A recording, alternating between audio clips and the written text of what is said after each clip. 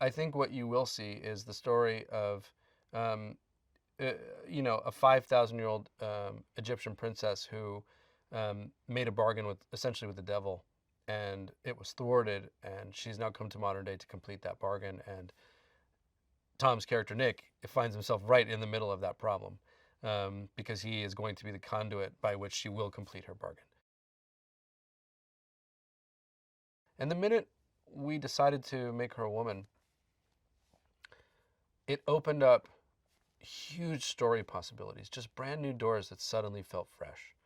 And it raised really interesting and timeless questions. And it gave her a backstory that I hadn't seen before. And it's very hard in any movie to come up with villains who have an interesting and unique backstory. And when, but it felt so immediately right. It was just that Lego click of like, that's it. That's what it's got to be. And um, at first people were like, really? It's never been done. I don't know. And I was like, yes, it's never been done. That's the point. And then people got on board very quickly. And the first person to recognize it immediately was Tom.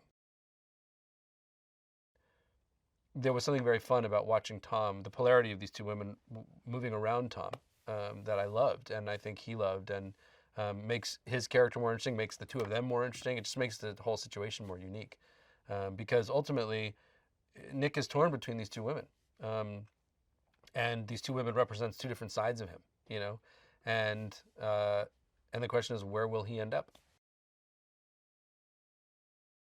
Prodigium is an organization that has existed for a long time. We only hint in this movie at how long they've been around, and they study monsters. They study the mythologies of monsters, the histories of them, what makes a monster, what different cultures, what kinds of monsters exist in different kinds of cultures, where they come from.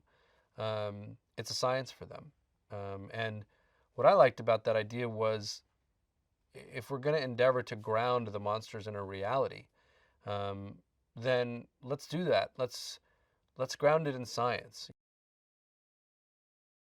The truth is that in order to get an audience to love a character like that, you got to be a movie star. It's really that simple, because Tom's character over the course of this movie pretty much makes every wrong choice, and yet he's really likable, and you have to convey that quality in who you are. It's not really something you can act. It's just something that you are. Um, I love that about Tom. As an audience member, I've loved his movies for that for a long time, because he he plays the anti-hero, or not even the anti-hero. He plays very flawed characters in a very entertaining and relatable way. They are so respectful of each other. I mean, they're fans of each other's work. So, first and foremost, they were just excited to be on set together and get the opportunity to be in a scene with each other, and be in several scenes with each other. And, when you have two actors who are Tom Cruise and Russell Crowe, who are, arguably two of the best actors of all time, um, often your job is to stand back and let them do what they do. He brings a buoyancy to the character. He brings a weird, quirky charm to the character, a kind of humor to it that is a little unexpected.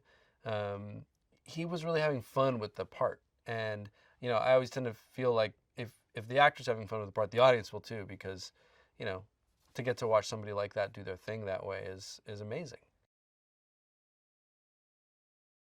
It was Sophia or nobody, and because in so many ways, to bring a physical credibility and an emotional credibility to the part, you don't get that right, and you don't have a movie.